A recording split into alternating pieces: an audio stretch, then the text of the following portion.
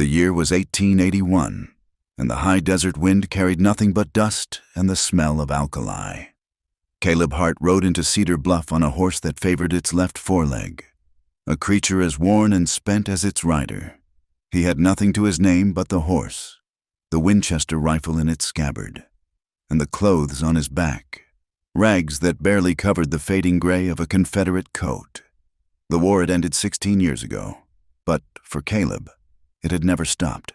It lived in the hollows of his eyes, in the tight set of his jaw, and in the way his left hand hovered near the worn butt of his pistol. He had come west, like so many others, to erase a past that was burned into him. Tennessee, the smoke, the screaming of his younger brother as he fell near Shiloh. It was all a fever dream that the dry, empty expanse of the territories was supposed to cure. But the West was not empty. It was just a different kind of crowded. Cedar Bluff was a wound in the earth, a collection of raw lumber and adobe buildings huddled against the wind.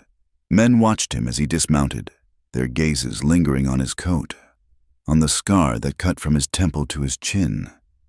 He was a stranger, and in towns like this, a stranger was just trouble that had not yet found its name.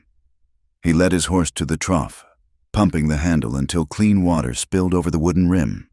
He ignored the eyes, ignored the sudden quiet that fell over the boardwalk. He needed two things, grain for his horse and whiskey for himself, inside the Dry Gulch saloon. The air was thick with sweat, cheap tobacco, and stale beer. He walked to the bar, dropped 2 coins, and spoke his first words in as many days. Whiskey. The bartender, a heavy man with a stained apron, slid him a cloudy glass. Caleb took it and moved to a table in the darkest corner, his back to the wall. He was a man who understood angles and exits. He drank, the liquor burning a welcome trail down his throat, but it did nothing to warm the cold iron in his gut. The quiet lasted only a minute. A chair scraped against the floorboards. A large man, flushed with drink and importance, blocked the light. He wore the expensive, tooled boots of a man who owned things, likely cattle. "That's a Reb coat," the man said, his voice loud enough to carry. Caleb did not look up. He stared into his glass. "We don't much like Rebs in this town," the man, Silas Croft, continued. He smiled at his friends, enjoying the attention. "Especially silent ones. Cat got your tongue, Johnny?"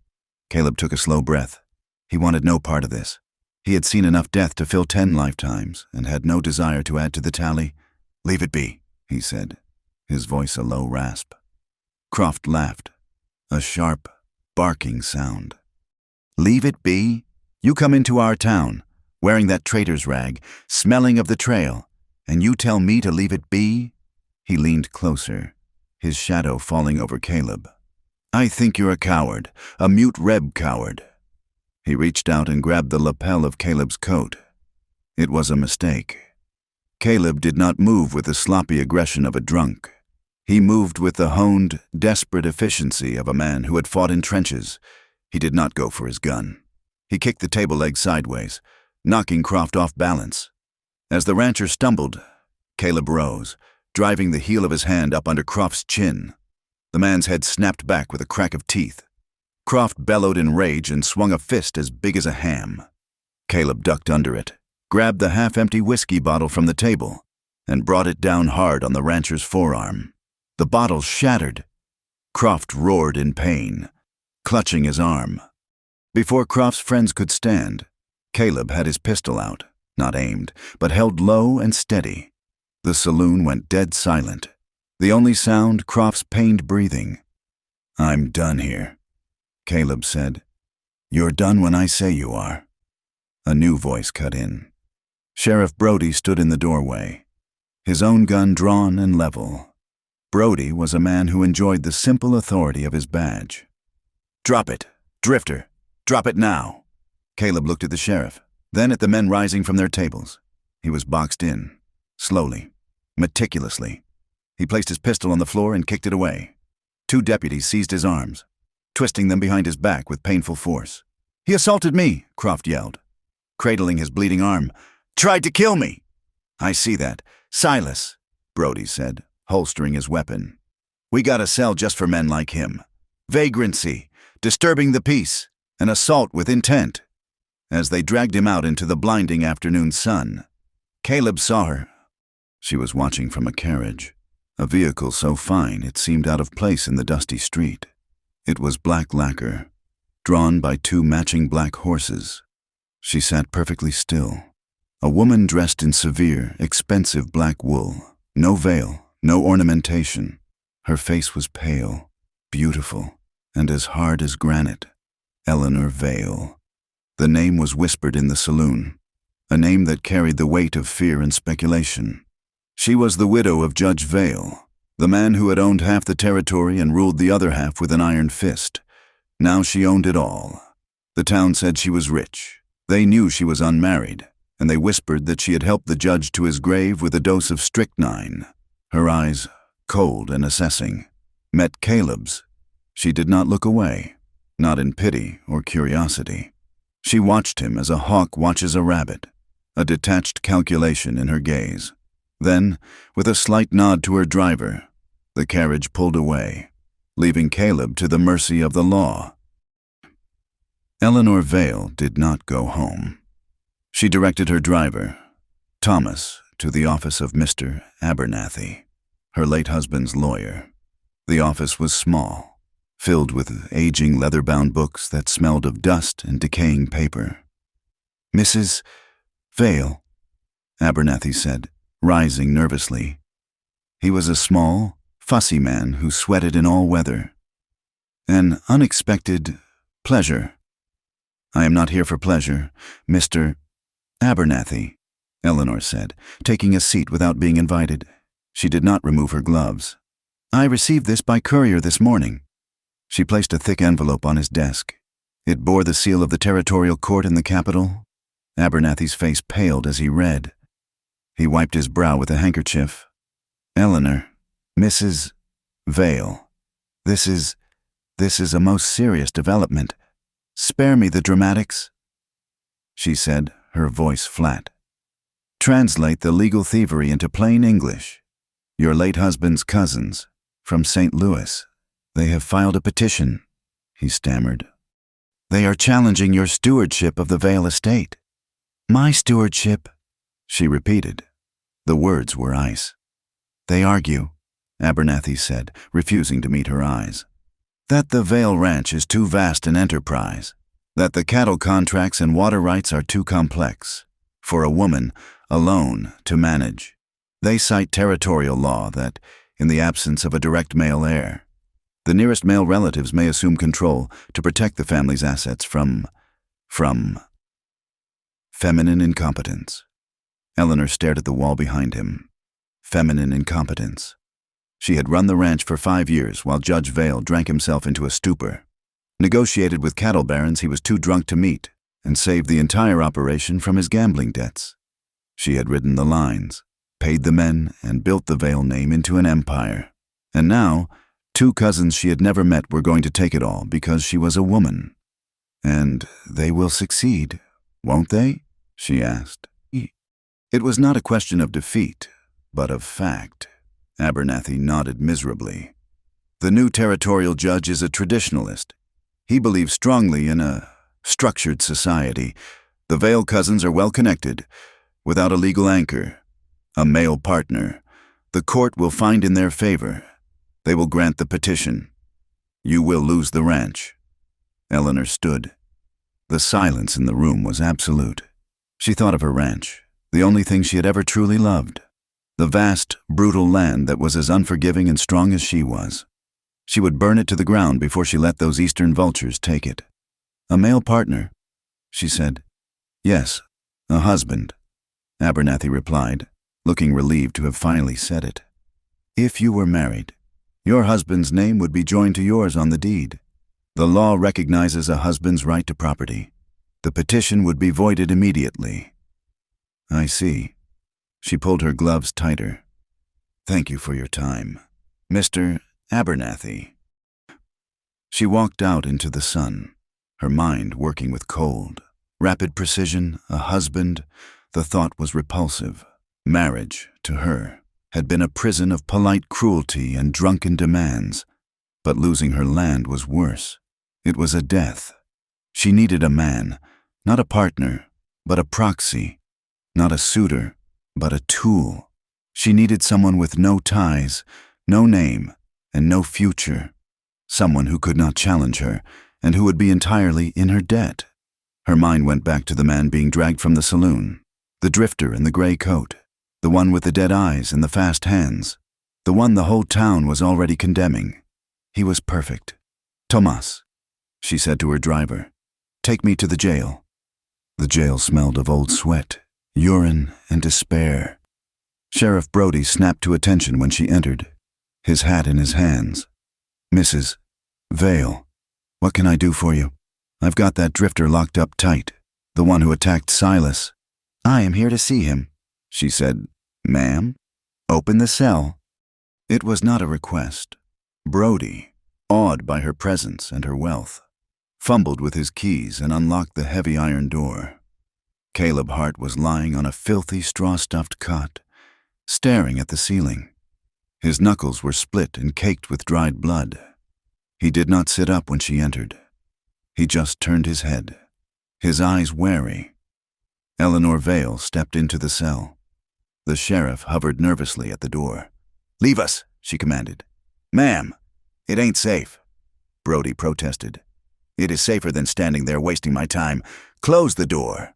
The sheriff gulped and retreated, pulling the main door of the jail shut, leaving them in the dim light of the cell block. "You," she said, "are in a great deal of trouble." Caleb said nothing. He just watched her. Silas Croft is the nephew of the territorial representative. He is claiming you tried to murder him with a broken bottle. Several of his friends will swear to it. Sheriff Brody will swear to it. You will not get a trial. You will be found guilty and hanged, or perhaps sent to the territorial prison in Yuma. I am told that is a fate worse than hanging. Still, he was silent. His stillness infuriated her, but she did not show it. "You have no money and no friends," she continued. "You are an ex-Confederate in a Union-loyal territory. You are expendable. Get to it, lady." Caleb's voice scraped out. "I doubt you came here to read my fortune." A faint, cold smile touched her lips. "No, I came to make you an offer." She stepped closer, the black wool of her skirt brushing the stone floor. "You have two choices. The first is to stay here and wait for the rope. The second is to marry me." Caleb's expression did not change, but a new light flickered in his eyes. Not surprise, but a deep, bitter amusement. He slowly sat up, his feet hitting the floor. "Marry you?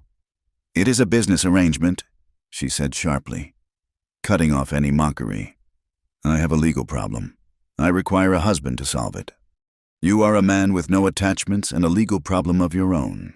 I can solve yours." "How?" "Marry me, and I will speak to the judge. The charges against you will be dropped. Silas Croft will be compensated for his injury and his pride. Sheriff Brody will lose his memory. You will be given a place to live, food to eat, and the legal protection of my name. You will want for nothing." Caleb stood, forcing her to look up at him. He was taller than she had realized, and despite his ragged state, he held himself with a straight-backed, dangerous energy. The war was still in him. "And what do you want?" he asked. "In this arrangement, you will be my husband in name, and in name only. You will live at my ranch. You will not interfere in my business. You will not speak to me unless spoken to. You will not, under any circumstances, touch me. You will be a ghost with a wedding ring.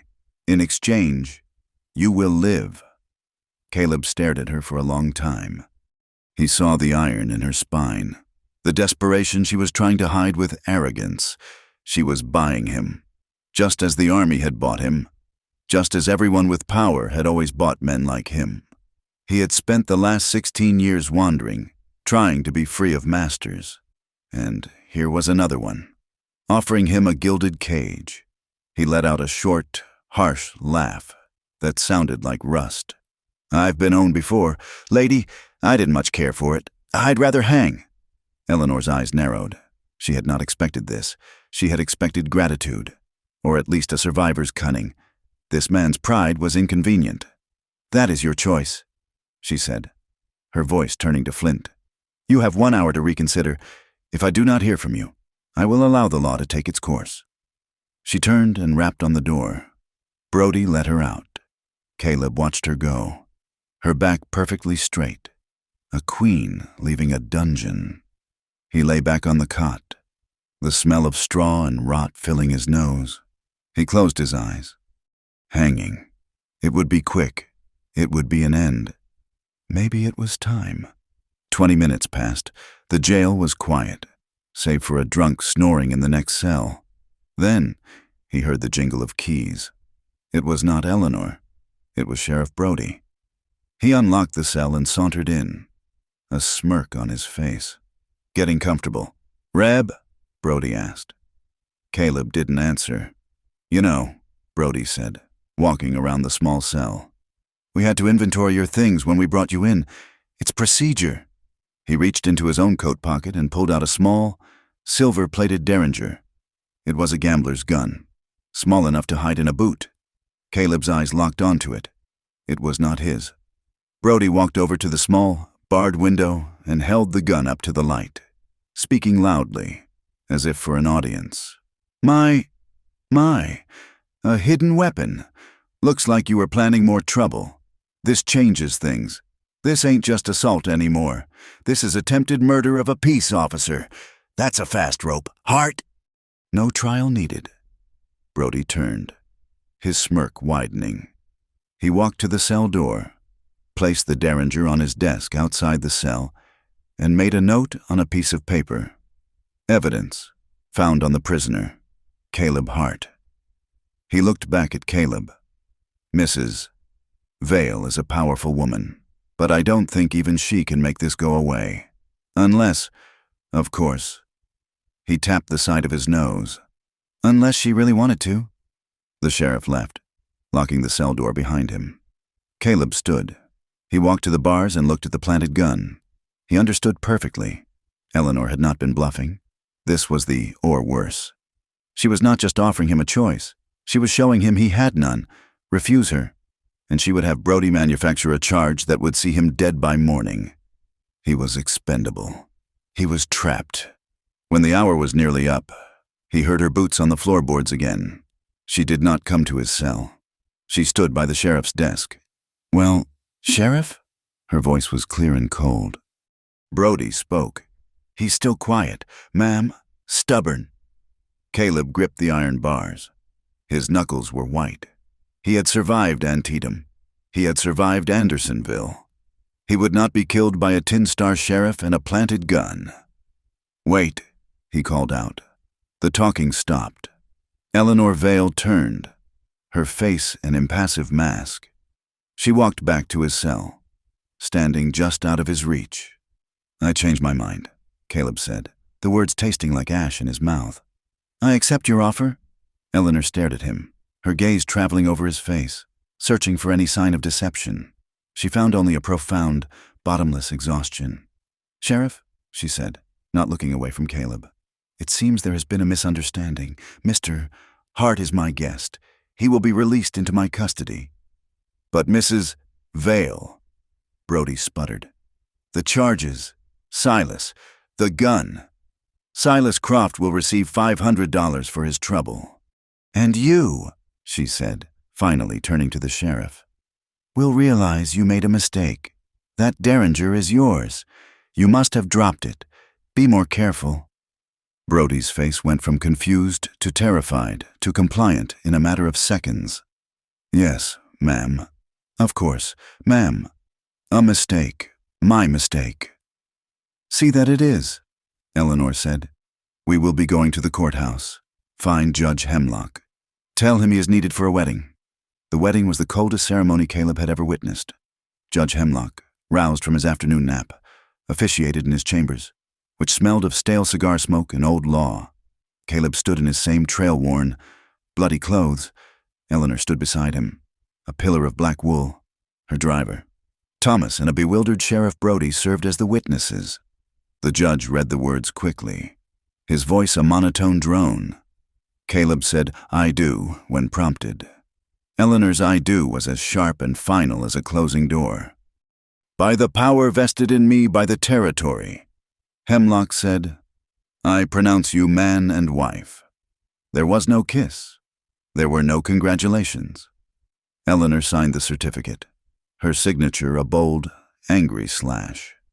Caleb took the pen and signed Caleb Hart beneath it. It was the first time in 5 years he had written his full name. "It is done," Eleanor said. She turned to Caleb. "My horse is outside. Yours is at the livery. Thomas has already paid the bill." She walked out of the courthouse. Caleb followed, stepping out into the late afternoon light. A married man. He felt no different, only heavier. He retrieved his horse, which looked better for the grain and water, and mounted. Eleanor was already on her black mare, sitting astride, not side saddle. She looked at him, her new husband. "The ranch is 5 miles north of town," she said. "Keep up." She spurred her horse into a steady canter, not looking back to see if he was following. Caleb Hart, a legal ghost, kicked his horse forward, riding behind her. They rode through the high street of Cedar Bluff, past the saloon, past the whispers of the townsfolk who watched the strange procession. By the time the sun was bleeding red over the western canyons, they reached the gates of the Vale Ranch. It was not a ranch house. It was a fortress, a high adobe wall, at least 10 feet tall, surrounded the main compound. Heavy wooden gates were manned by 2 vaqueros holding rifles, their face hard and watchful. They recognized Eleanor and swung the gates open. Caleb rode in behind her. The courtyard was vast, a hive of activity. Even at dusk, men were tending to horses, sharpening tools, and moving supplies. They all stopped to watch their mistress and the stranger who rode with her.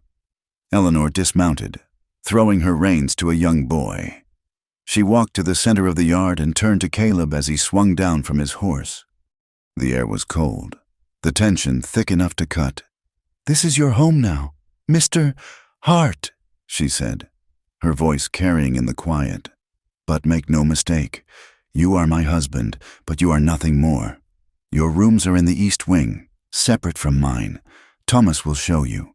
You will be given work, or you will stay out of the way. Do not interfere with my men. Do not interfere with my business, and do not ever cross the threshold of the main house without my permission." She looked at him.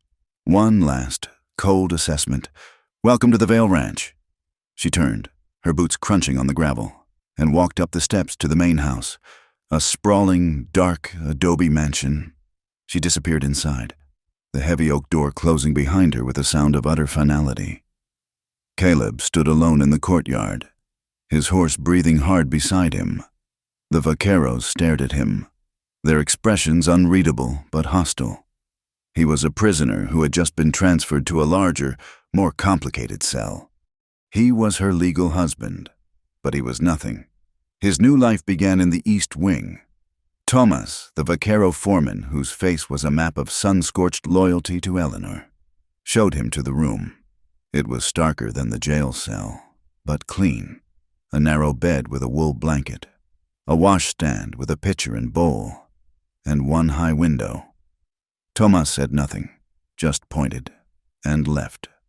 Caleb splashed water on his face, the alkali stinging the split in his knuckles. He was a husband. He was a prisoner. The name was different, but the bars felt the same. He spent the first days exploring the ranch, and what he found was not a home, but a military encampment. The Vale Ranch was less a cattle operation and more a fortified kingdom. The high adobe walls were patrolled day and night by armed vaqueros. They were not just cowboys. They were soldiers.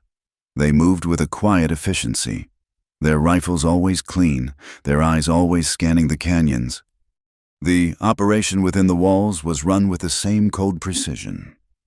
Eleanor Vale was its general. Caleb watched from a distance as she emerged from the main house just after dawn, dressed not in widow's black but in practical split skirts and a man's hat. Her voice was never raised, but it cut through the morning air, and men twice her size snapped to attention. She commanded absolute fear and unwavering respect. The workforce was a curious mix, seasoned Mexican vaqueros who had ridden for her late husband, and a dozen or so women. These were not housemaids. They were widows, cast-offs from town, women with nowhere else to go. Eleanor had given them sanctuary, and in return, they gave her their complete allegiance. They ran the kitchens, tended the vast gardens, mended the tack, and even, Caleb noted, practiced with firearms at a range set up behind the bunkhouse. This was Eleanor's army, built from the dispossessed, loyal only to her. He, however, was not part of it. He was an outsider, the husband in name, regarded with open suspicion by the women and a cold indifference by the men. He was Eleanor's stray, and they waited to see if he was rabid. Dinner was a trial. The first night, he was summoned to the main house by a sharp bell. The dining room was enormous, built of dark, heavy wood, dominated by a fireplace so large a man could stand in it. A long table, polished to a mirror shine, could have seated 30. Eleanor sat at one end. A single place was set for him at the other, 20 feet of empty, polished wood separating them. A quiet woman named Marta served them beef and beans in silence and then disappeared. The only sounds were the scrape of silverware on porcelain. "Tomorrow," Eleanor said, her voice echoing slightly in the cavernous room. "Thomas will assign you to the stables. You will answer to him. You are not to give orders. You are to follow them. Is that clear?" "Yes, ma'am," Caleb said, the title tasting like bile. "You will be paid a wage," she continued, as if reading from a ledger. $10 a month, plus board. The wage will be held by me against any debts you may incur." "Debts," he repeated. "For your horse's feed, for the clothes I had Marta purchase for you, for the $500 I paid to Silas Croft's pride.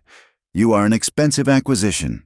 Mr. Hart, I expect you to be a useful one." She treated him not as a husband, not even as a man, but as a piece of equipment she had been forced to procure. He finished his meal in silence, the food heavy and tasteless in his gut. That night, he went to his narrow room in the east wing. He lay on the cot and stared at the ceiling. The silence of the adobe walls was suffocating. It was worse than the jail. It was a tomb. He felt the familiar cold sweat prickle his skin, the tightening in his chest. The walls were closing in. He could not breathe. He rose, grabbed his blanket, and left the room. He walked past the sleeping bunkhouse, past the guards on the wall, and entered the cavernous barn. The air here was alive. It smelled of hay, horsehide, and clean manure. It was an honest smell. He found an empty stall in the far back, away from the door, and spread his blanket. He leaned his back against the rough wood partition, his rifle beside him. Here, with the horses shifting and breathing in the dark, with an open line of retreat, the panic receded. He closed his eyes, but sleep offered no escape. It only offered memory. The air was yellow with dust and smoke. Tennessee. The heat was a fist, and the air screamed. He was 21, but he felt 100. The command was to hold the small bridge outside the town, a town whose name he no longer remembered. It was a pointless defense, a gesture of defiance by a dying cause. His brother, Jesse, was beside him. Jesse was only 16, his face smudged with powder, his eyes wide with a terrible, misplaced faith in his older brother. He was clutching a rifle that was almost as tall as he was. "We'll hold him, won't we, Cal?" Jesse had asked, his voice cracking. "We'll hold him." Caleb had lied. Then the blue wave came. They swarmed from the trees, a relentless tide of Union infantry. The order was given to fire. The world dissolved into noise and smoke. Caleb loaded and fired, his shoulder raw, his mind numb. He saw men fall, saw the line buckle. "Fall back," the captain screamed. "Fall back to the church." Caleb grabbed his brother's arm. "Jesse, we're moving." Jesse turned to him, his mouth open, a look of simple surprise on his face. A dark, flowering stain was spreading across his thin chest. He didn't make a sound. He just fell, his rifle clattering on the stones of the bridge. Caleb stared. He forgot to run. He forgot the battle. He just saw the boy, his brother, lying in the dust.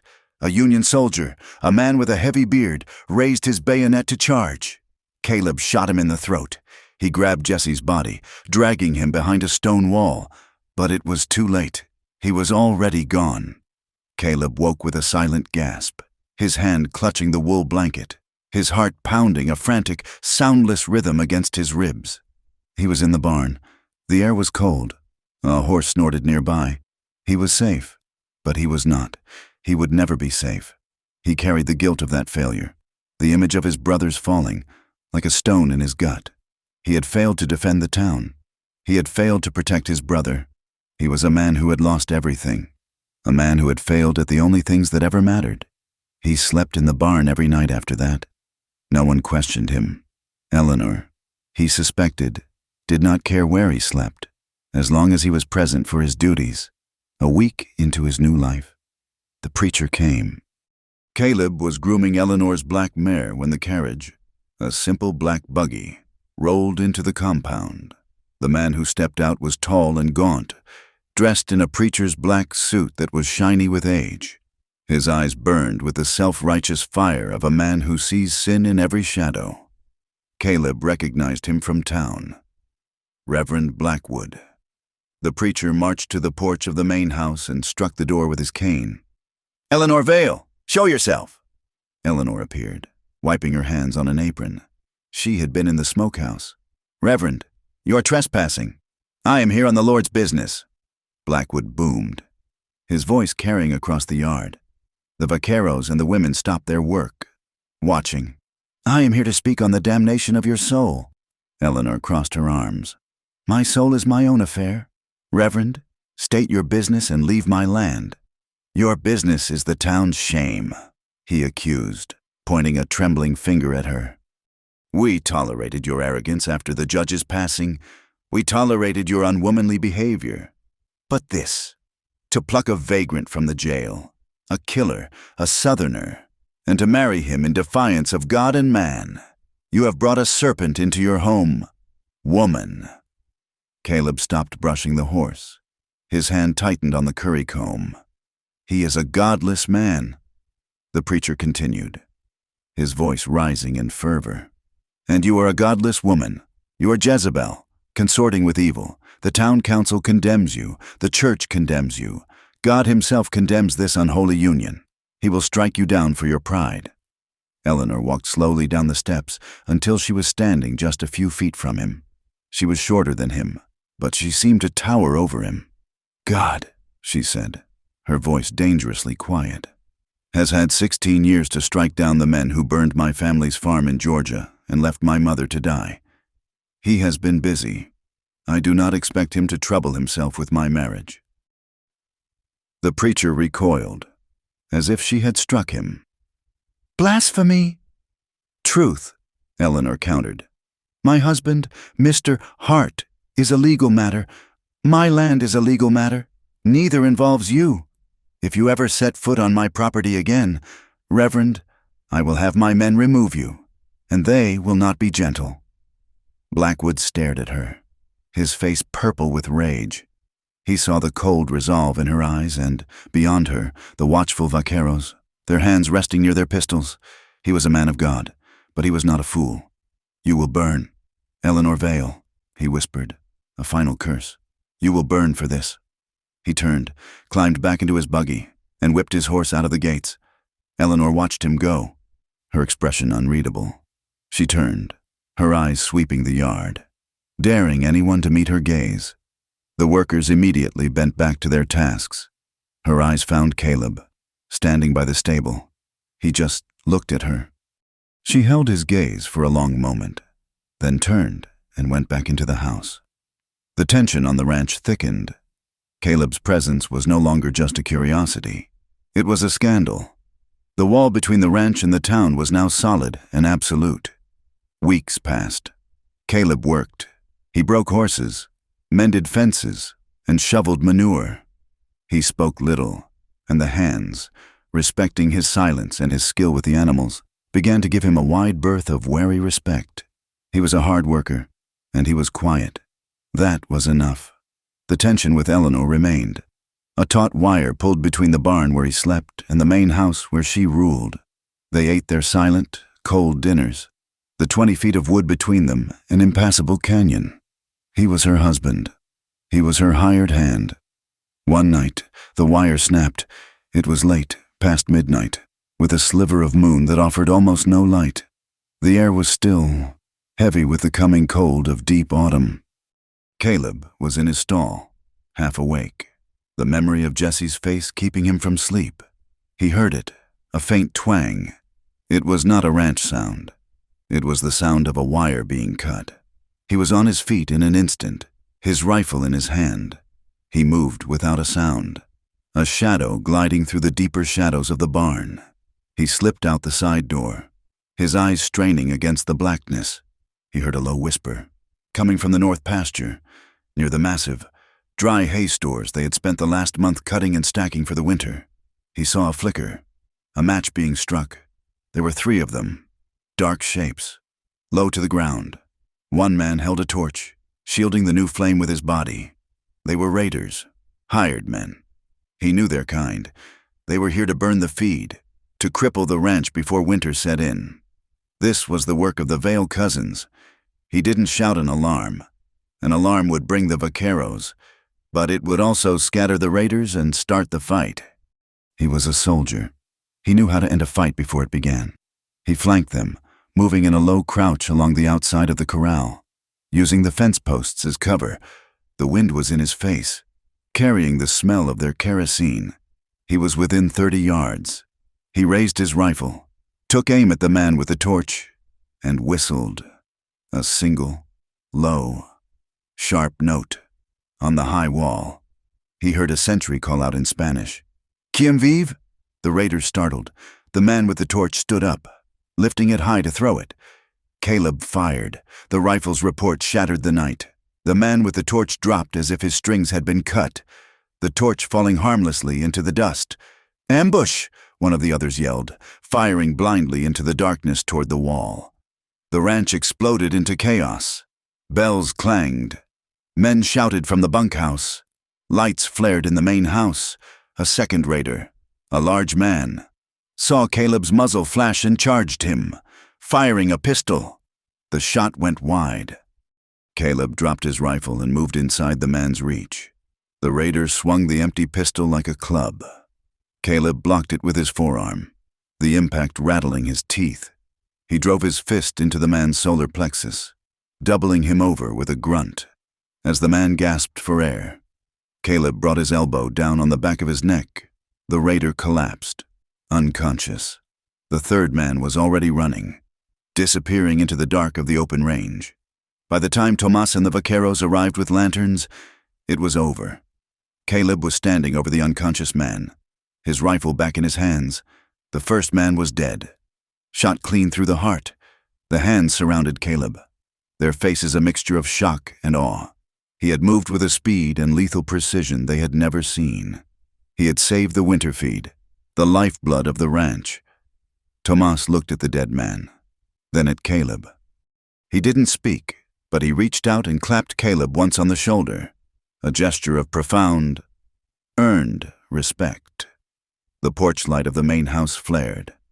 Eleanor stood there, a double-barreled shotgun resting in the crook of her arm. Her black hair was unbound, falling over the shoulders of a white nightgown. She looked wild and magnificent, a queen surveying a battlefield. Her eyes took in the scene, the dead raider, the captive being tied up, and Caleb, standing apart, the smoke from his rifle still faintly visible in the lantern light. Their eyes met across the yard. An hour later, after the captive was dragged to the root cellar to be questioned and the body of the dead man was covered with a tarp, a young woman came to the barn. "La patrona," she said, her voice trembling. "She wants to see you, in the study." Caleb picked up his rifle and followed. The study was dark, lit by a single lamp on her desk. The room was filled with the smell of leather and her faint, clean scent of lye soap. She was standing by the unlit fireplace, still in her nightgown and a heavy wool robe. "You proved useful tonight, Mr. Hart," she said. Her voice was steady, but he could see the slight tremor in her hands. "The ranch thanks you." Caleb said nothing. He leaned his rifle against the wall and waited. "But do not mistake this," she continued, her voice hardening as she regained her composure, "as a change in our arrangement. You are still my employee. You follow my orders. You protect my property. You did your job." She turned to face him fully. "Do not ever act on your own again without my direct authority." The coldness of it, the way she dismissed the violence, the death, as a simple chore, broke something that had been brittle in him for weeks. "Property," he said. His voice was dangerously quiet, a rumble of thunder. "Is that what I am to you? Another head of cattle, a guard dog you bought to keep the wolves away?" He took a step toward her. "I am not your property, Eleanor. And those men weren't trying to steal a horse. They were trying to burn you out. That wasn't a job. That was an attack. This is a war, something you sit in this big house and know nothing about." Her eyes flashed, chips of dark ice. "I know more about war than you can imagine. Drifter, I know about survival. Something you seem to have failed at miserably until I pulled you from that jail." It was the wrong thing to say. The word failed struck the raw nerve of his guilt. "You didn't pull me out," he snarled, closing the distance between them until he was towering over her. "You just put me in a bigger cage. You use everyone. You use that coward Brody to plant evidence. You use those poor women and Thomas as your private army. And you use me, my name, to keep your precious land." "How dare you?" she whispered, her face pale with a fury that matched his own. She did not back away. "You are nothing. A broken soldier from a lost cause. I gave you a life. You gave me a leash," he said, his voice raw. He was too close, his anger a palpable heat. He could see the pulse beating in her throat. "I'd have rather had the rope." The words hung in the air, brutal and honest. She reacted without thought, driven by a lifetime of being controlled, of being threatened, of being underestimated. Her hand flew up and she slapped him across the face. The sound was sharp, final, like a gunshot in the silent room. Caleb didn't flinch. He didn't even blink. He just stared down at her, the red imprint of her hand already rising on his scarred cheek. The air between them changed. The anger was still there, but it was suffocated by something else, something thick and electric. It was the sudden, shocking realization of their intimacy. They were two people trapped in a cage of their own making, and they had just drawn blood. Her chest was heaving. His eyes burned into hers. He saw the fury in her expression, but beneath it, for the first time, he saw fear, and beneath the fear, he saw a loneliness so profound it mirrored his own. He didn't let her go. He hadn't even realized he'd grabbed her arm until he felt her tense. His other hand came up, not to strike back, but to tangle in the unbound hair at the back of her head. He cupped her skull, his fingers tightening. "Don't," she breathed, her word a plea or a warning. He ignored it. He pulled her to him and his mouth crashed down on hers. It was not a kiss of tenderness. It was an explosion. It was all the violence of the raid, all the bitterness of his past, and all the icy desperation of her present. It was a collision of two people who had nothing left to lose. It was brutal and angry and starving. He kissed her like a man drowning, taking the breath from her lungs. For a second, she was rigid with shock. Then, with a sound that was half sob, half groan, her free hand fisted in the front of his shirt, holding on as if the world was tilting off its axis. She kissed him back, her mouth opening against his, meeting his violence with her own desperate, repressed hunger. It was a confession, an admission of the one thing they shared, an aching, unbearable need to feel something, anything, other than cold. He broke it off as suddenly as he had begun, shoving her back. She stumbled, catching herself on the edge of the desk. They stared at each other, breathing hard, their faces inches apart. The shock of what they had done was a physical blow, leaving them both reeling. The mask of the Iron Widow was shattered. Eleanor's eyes were wide, her lips bruised and swollen. She looked terrified, not of him, but of herself. She turned and fled. He heard her boots pounding down the hall, the slam of her bedroom door. He heard the metallic grate of a key turning in the lock. Caleb stood alone in the study for a long time, the silence of the house ringing in his ears. He could still taste her. He could still feel the impossible, fragile softness of her lips. He raised his fingers to his cheek where she had struck him. He clenched his fists, his nails biting so deep into his palms that he felt the sharp pain. He turned, retrieved his rifle, and walked out of the house. He didn't go to his room in the east wing. He went back to the barn, to the darkest stall. He sank onto the hay, pressing his forehead against the rough, cold wood, his heart hammering against his ribs, a frantic, trapped thing. For 3 days, the ranch operated under the weight of that kiss. It was a ghost that haunted every shared space. Caleb and Eleanor avoided each other with a grim, practiced determination. He took his meals in the bunkhouse with the vaqueros, a move that surprised them, but one they accepted with a quiet nod. He worked himself to the point of exhaustion, breaking the wildest mustangs in the corral, his fury and confusion finding an outlet in the sweat and dust. Eleanor buried herself in the ranch ledgers, her entries sharper and more precise than ever. Marta, the housekeeper, would bring her a tray for dinner, and it would sit untouched outside her study door for hours. The main house was a tomb. The barn was a refuge. The 20 feet of polished wood in the dining room had become an impassable, 1,000-mile wasteland. On the 4th morning, the tension broke. Caleb was in the stable, reshoeing his own horse, the rasp of the file against the hoof the only sound. "Mr. Hart." He froze. He had not heard her approach. He set the hoof down and straightened, turning slowly. Eleanor stood in the stable doorway, silhouetted against the bright morning sun. She was dressed for riding, in her practical split skirt and boots. Her face was pale, her expression carefully neutral. "I am riding out to the west pasture," she said, her voice formal. The fence line was reported weak by the South Canyon. "I require a second rider and a second rifle." It was not an invitation. It was an order, carefully worded as a request. He knew she rode alone all the time. This was not about the fence. It was about the kiss. It was about the space between them that had become too loud to bear. "Thomas is a better shot," Caleb said. "Thomas is overseeing the branding." "You are my husband," she stated, the word hanging in the air, sharp as glass. "It is appropriate you accompany me. Get your horse. We leave in 5 minutes." She turned and walked away before he could refuse. He saddled his horse, his gut tight. He checked his Winchester, sliding it into the scabbard, and mounted. She was waiting by the main gate, her black mare already restless.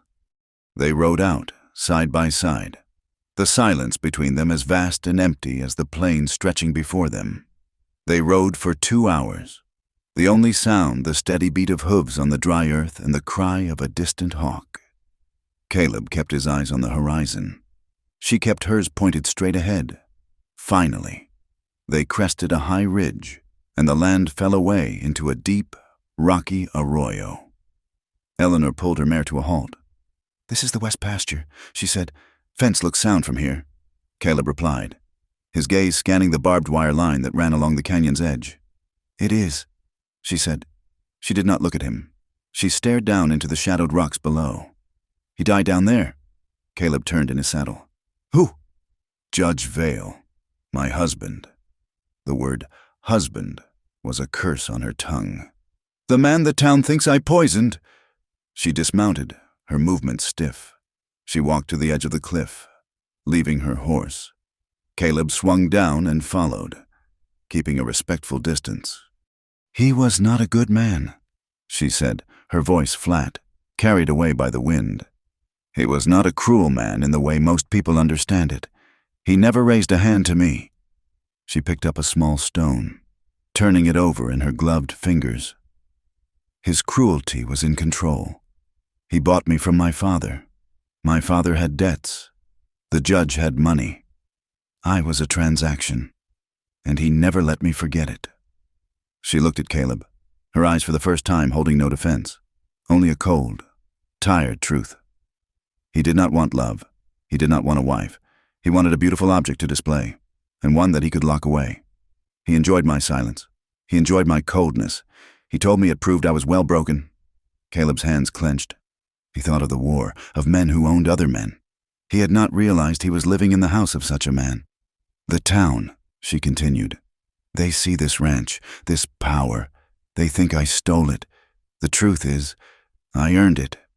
While he was in his study with his brandy, I was in the saddle. While he was in town with his women, I was negotiating cattle prices. I built this place with my own hands, and he hated me for it. He hated that the possession he had bought was more capable than he was. She threw the stone into the canyon. It disappeared, making no sound. "So you did not poison him," Caleb stated. It was not a question. "No," she said. "I did not have to. His arrogance did it for me." She pointed down. He had been drinking for 2 days. He was furious that a contract I had written was praised by a cattle baron from Cheyenne. He said he would show me how a real rider handled the canyons. He took his best horse and rode it straight for this ridge. Full gallop. It was dusk. He was drunk. Her voice was devoid of emotion. A simple recitation of facts. The horse knew better. It tried to refuse the jump over the wash. He spurred it. The horse stumbled. It fell. He fell. I found him 3 hours later, broken on those rocks. His neck was snapped. The horse was already dead beside him. "You rode for help?" Caleb said, guessing the rest. "I rode for the doctor. By the time I returned, the whispers had started. It was too convenient. The cold wife, the dead husband, the vast inheritance. Silas Croft, his distant cousin, was the first to say poison. The town, they preferred that story. It made more sense to them than a woman like me simply being free." She looked at him, her defenses back in place. "No one believed me. I do not expect you to, either, but that is the truth." Caleb stared into the canyon. He saw the scene clearly. The drunken man, the terrified horse, the dark, unyielding woman finding her freedom in the rocks. "I believe you," he said. She turned to him, surprise flickering in her eyes. "Why?" "Because," Caleb said, his voice rough, "I know what it is to have a past that everyone else writes for you. A past they won't let you escape." He leaned against a wind-worn boulder, the weight of his own confession pressing on him. "I told you I was a soldier. I did not tell you what that meant. It means I lost everything. My farm, my home, my brother." He paused. The name Jesse, a silent wound in his throat. "After the surrender, there was nothing left. Just ash. I went back to what was left of my town. There was a woman, Elspeth. We were to be married. Before the war." He looked at his hands, scarred and calloused. "I came back with nothing, not a dollar, no land, just this." He tapped his temple, near the scar. "And the nights. She had waited 4 years. Her father was sick. They were starving. She married a merchant from Ohio. A man with a supply business, a man with security." "Did you hate her for it?" Eleanor asked, her voice quiet. "No." Caleb said, "I never blamed her. How could I? I was a ghost. I was half a man, filled with things I could not wash off. She deserved a life. She deserved to be safe. I was not safe." He pushed off the boulder and walked to the canyon's edge, standing near her. "That's when I came west. I wasn't looking to build anything. I wasn't looking for a new start." He met her gaze, his own truth as stark and brutal as hers. "I was looking for peace, or I was looking for death. Whichever one found me first. It did not matter."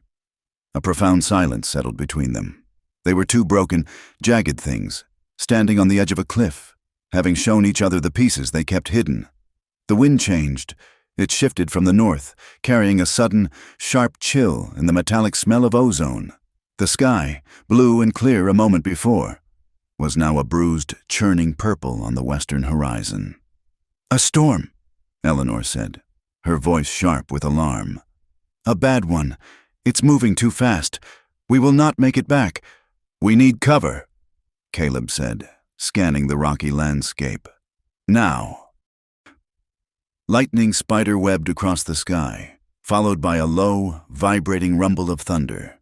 The first drops of rain, cold and heavy, began to fall. "There," he pointed. "That overhang, in the rocks." It was a shallow cave, barely a dark mouth in the side of the arroyo, about 100 yards away. "Go!" he yelled, grabbing her arm and pulling her toward the horses. They mounted and spurred their animals, galloping across the rough terrain as the sky opened. The rain came not in drops, but in a solid, driving sheet. The wind howled, trying to rip the hats from their heads. They reached the cave just as the deluge hit, a deafening roar of water and hail.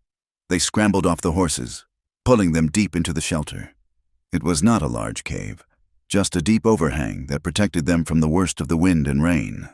They were soaked to the bone, shivering. "We need a fire," Caleb said, his teeth chattering. He moved deeper into the cave, feeling along the dry, dusty floor. "There's brush, dry scrub." He pulled out his pocket knife and his flint. It took him several minutes, his hands numb and clumsy, but he managed to get a spark to catch on a handful of dry tinder. He carefully fed it twigs. Then, larger branches of dead scrub brush he broke from the back of the cave. A small, sputtering fire flared to life, casting a weak, dancing light on their faces. They huddled near it, the heat pathetic against the cold, wet reality of their clothes.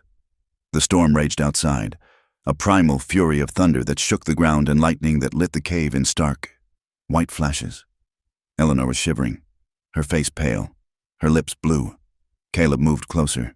"You need to get out of those wet things. You'll freeze." She looked at him, her eyes wide, trapped by the cold and the intimacy of the small, dark space. "We both do," he said. He turned his back, unbuttoning his wet shirt. He stripped it off, his scarred back exposed to the firelight. He wrung it out as best he could and laid it on a rock near the flames. He kept his trousers on, but sat in his wool undershirt. He heard her fumbling with her own clothes. When he turned back, she had taken off her heavy skirt and jacket. She sat in her chemise and drawers, her arms wrapped around her knees, trying to hide herself. Her unbound hair, dark and wet, clung to her face and shoulders. He took his dry blanket roll from his saddle. "Here." He draped it around her shoulders. She looked up, her shivering so violent it shook her whole body. "Thank you," she whispered. They sat in silence, watching the fire, listening to the storm. The confessions from the ridge were still in the air, raw and exposed. He was not a drifter. She was not a poisoner. They were just Caleb and Eleanor. "I am cold," she said, her voice trembling. He looked at her, saw the vulnerability she had never shown anyone. He sat beside her, not as her master, not as her employee, but as the only other person in the world. He lifted his arm, an unspoken offer. She hesitated for only a second. Then, with a small, shuddering sigh, she moved into his embrace, pressing her cold body against his side. He wrapped his arm, and the blanket, around her, pulling her tight. He could feel the desperate, rabbit-quick beat of her heart against his ribs. She rested her head on his shoulder. He could feel her shivering begin to subside, replaced by a different kind of tremor. He was intensely aware of her, the smell of her rain-soaked hair, the feel of her skin through the thin cotton. "Caleb," she whispered, her voice so quiet he barely heard it over the rain. He looked down. She was looking up at him, her eyes dark and searching in the firelight. The ice was gone. All her defenses were gone, washed away by the rain and the truth. He did not know who moved first. It did not matter. His mouth found hers, and this time, there was no anger. There was no violence. It was tentative, a question. Her lips were cold, but they softened under his. She responded with a desperate, hesitant need. It was the kiss of two people who had been starving for a single, simple touch. It was clumsy and aching and deeply emotional. His hand moved from her shoulder to her face, his fingers threading into her wet hair. Her hand came up to rest on his chest, over his heart. It was a gesture of surrender and of trust.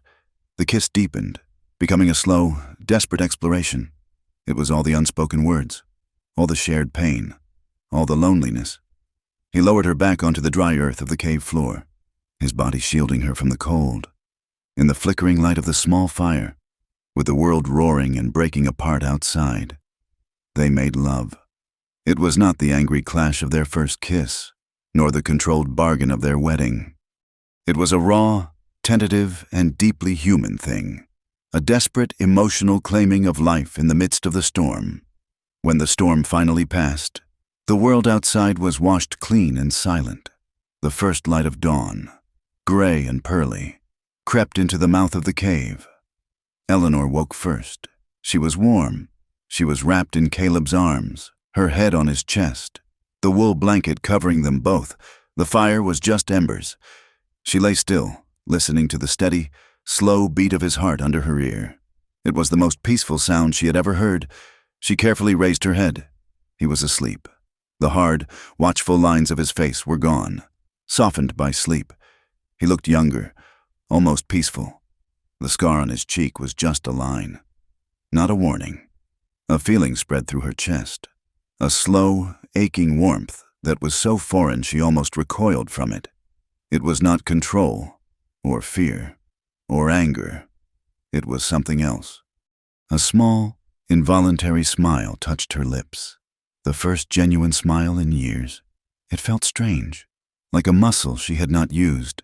His eyes flickered open. The smile vanished. She sat up instantly, pulling the blanket around her, her mask of cold composure snapping back into place. "The storm is over," she said, her voice sounding too loud in the quiet cave. "We should ride." Caleb watched her, his expression unreadable. He sat up, the spell broken. "Yes, ma'am." They dressed in their damp clothes and rode back to the ranch in a new, profound, and complicated silence. When they arrived, the compound was bustling. Thomas was in the yard, his face etched with worry. When he saw them ride in together, soaked, caked in mud, but safe, his relief was visible. But he also saw more. He saw the way Caleb dismounted first and immediately moved to Eleanor's horse. He saw the way Caleb offered his hand, and the way Eleanor took it.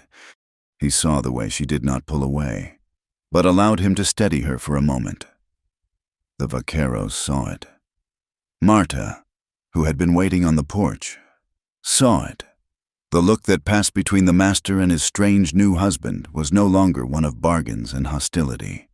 The marriage, they whispered, was real now. The rumors spread from the ranch to the town like wildfire. The story of the patrona and her drifter husband, trapped overnight in a storm, was far juicier than poison. A week later, Eleanor was summoned to Cedar Bluff. A letter, bearing the town seal, requested her presence at a council meeting.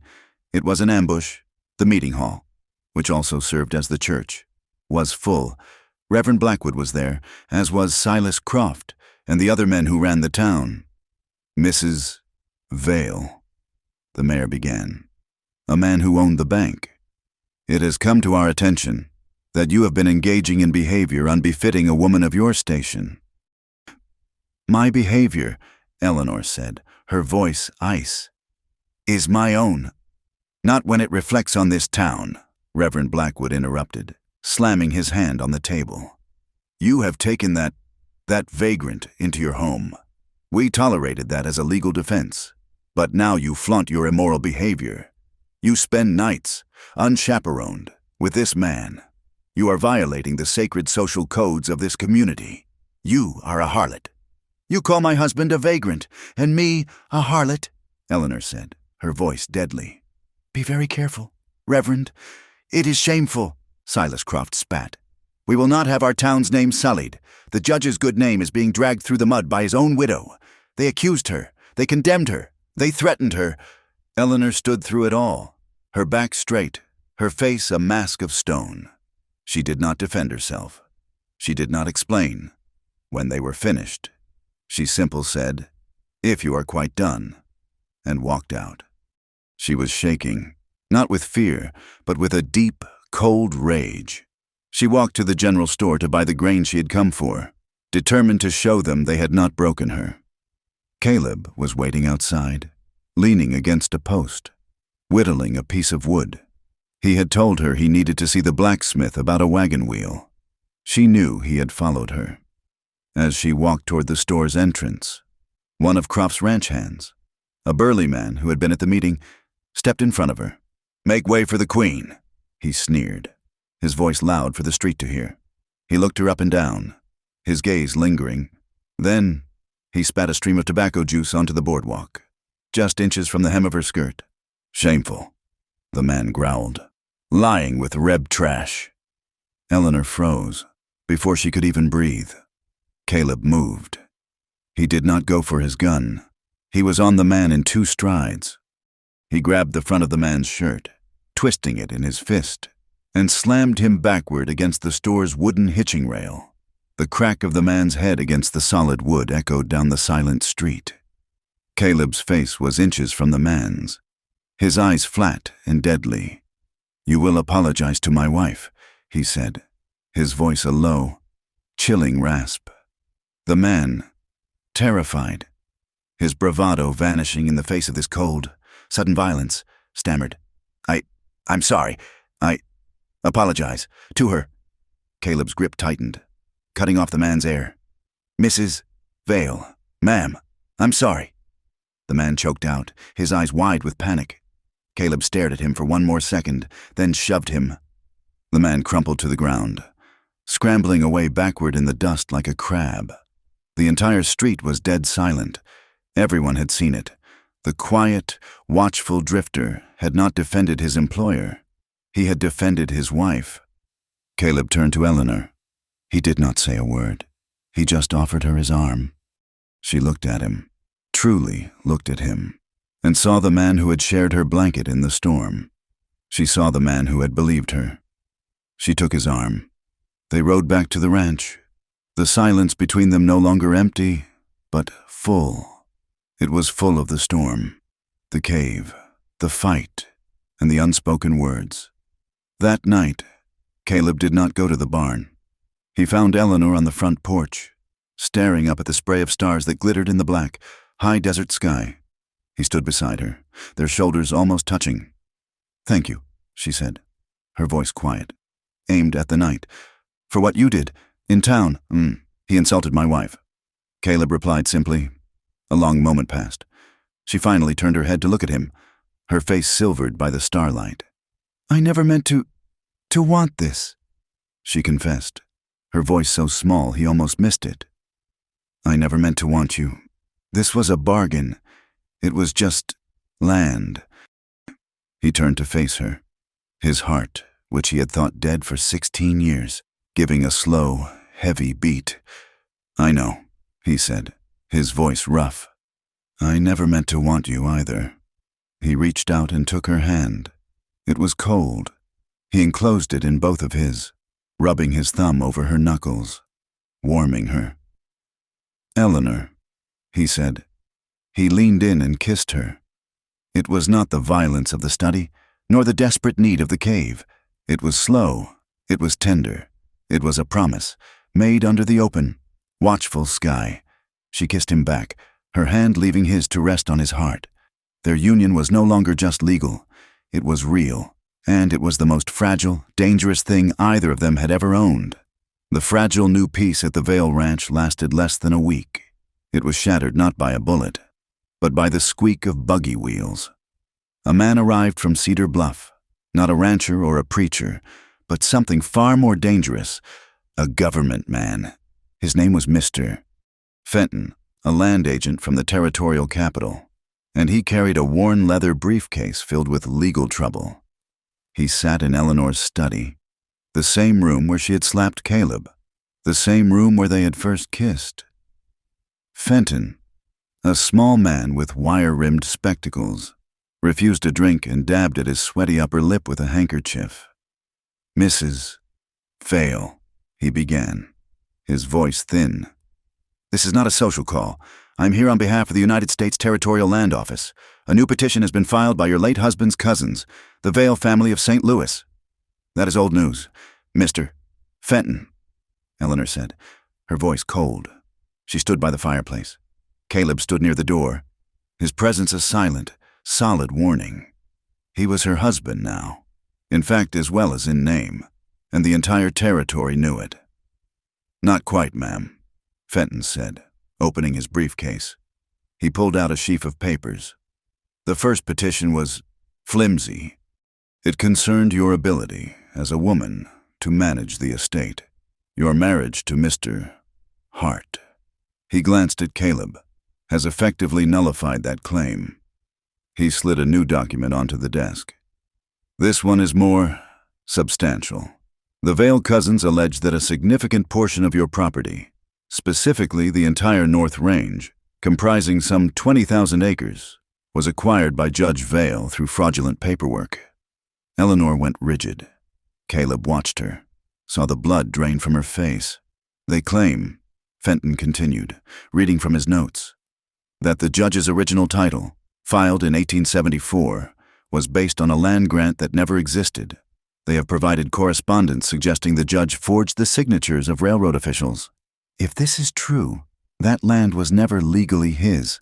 It remains public domain, or belongs to a prior claimant. In which case, his cousins are petitioning to have it opened for refiling, at which point they intend to claim it themselves. It is a lie, Eleanor said, but her voice lacked its usual iron. Perhaps, Fenton said, standing. He would not meet her eyes. But the territorial court finds the evidence compelling. They have sided with the petitioners. A federal marshal will be here in 1 month to serve the papers and reassess the boundary. Unless you can provide definitive proof of title, you will lose the North Range and Mrs. Vale. Given that the North Range contains your primary water rights, losing it will mean losing this ranch. Good day. He packed his briefcase and left. The silence in the study as heavy as a shroud. Eleanor stared at the wall, her hands clenched at her sides. He did it, she whispered. The bastard. He did it. He was always so proud of his cleverness. He bragged that he had built an empire from paper. Then we fight him, Caleb said, his voice low and steady. We fight the paper. With what? She turned on him, her eyes flashing with a desperate, brittle anger. The law? The law is Mr. Fenton. The law is the cousins in St. Louis. The law is a piece of paper that says a woman cannot be trusted and a dead man's lies are gospel. We file counterclaims, Caleb said, moving to the desk. He was a soldier. This was a new battlefield. We gather testimony. We find people who knew what the judge did. Eleanor let out a harsh, bitter laugh. Testimony? From who? Caleb? From the people in town? From Reverend Blackwood? Who calls me a harlot? From Silas Croft? Who wishes me ruined? The man you threw in the dust spat at my feet. There is not a soul in Cedar Bluff who would raise a hand to help me. They would rather see me burn. Caleb was silent. He knew she was right. The town had judged her long ago. He paced the room, his mind racing, moving from legal strategy to something more fundamental. This fraud, he said, stopping. If the judge forged the railroad papers, who held the land before? Who did he really cheat? Eleanor looked away, walking to the window. She stared out at the high canyon walls of the North Range, her land, her fortress. The Apache, she said, her voice barely audible. The Mescalero? It was their wintering ground for 1,000 years before we came. The judge, he called it his Indian bargain. He boasted of it. When he was drunk, said he'd traded them 10 crates of whiskey and a box of worthless mining bonds for the water rights. Caleb's gaze sharpened. The Apache. They are not an option, she said, turning back, her face hard. They are hostile. They're ghosts. They kill ranchers who get too close to the high country. To ride into their territory is suicide. They are not ghosts. Caleb said, they are men. And they hate the judge's memory more than they hate us. They are the prior claimant. They are the only witness that matters. And what do you propose? She asked, her voice laced with disbelief. That we ride to their camp and ask them to testify in a white man's court. They would kill us on sight. They would torture us. They will not kill us, Caleb said. They will speak to me.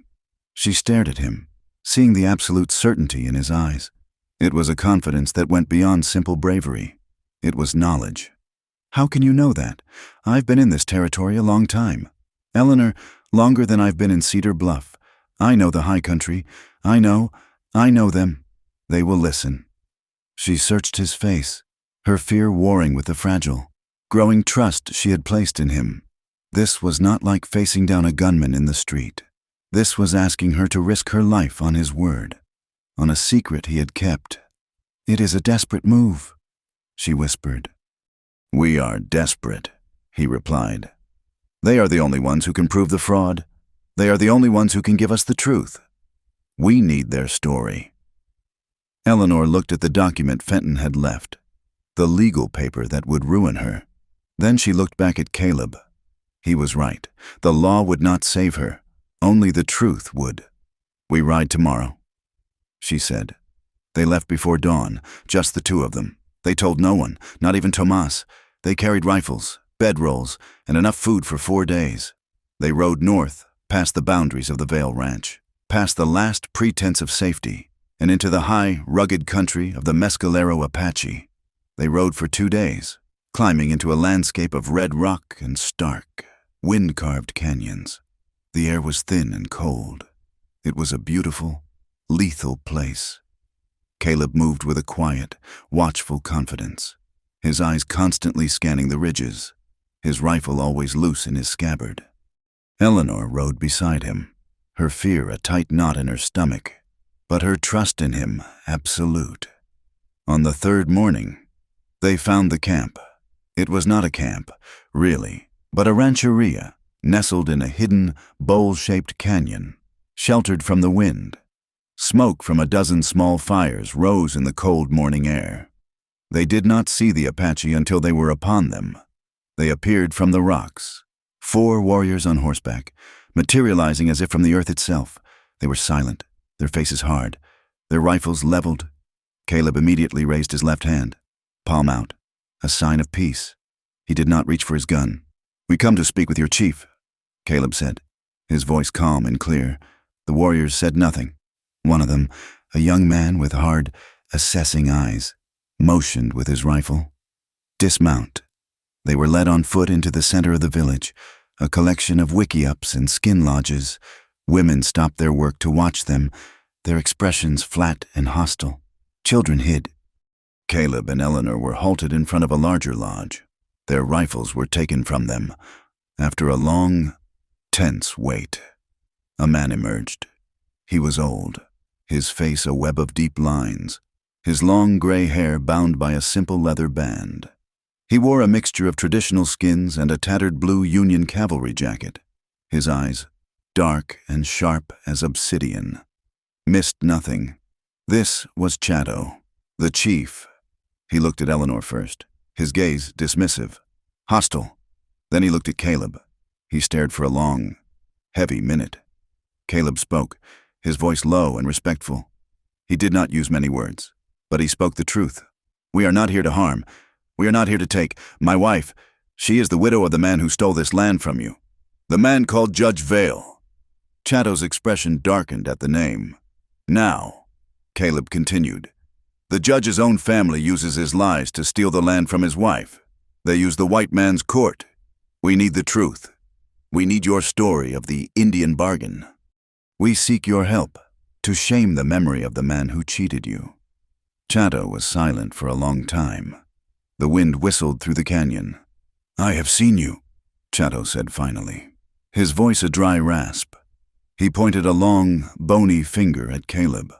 Long ago, before you came to this town, the Blue Soldiers, they attacked our camp on the Cimarron River. It was winter. A massacre. Caleb's face remained still, but his eyes held the memory. I saw you, Chato repeated. You were not a soldier.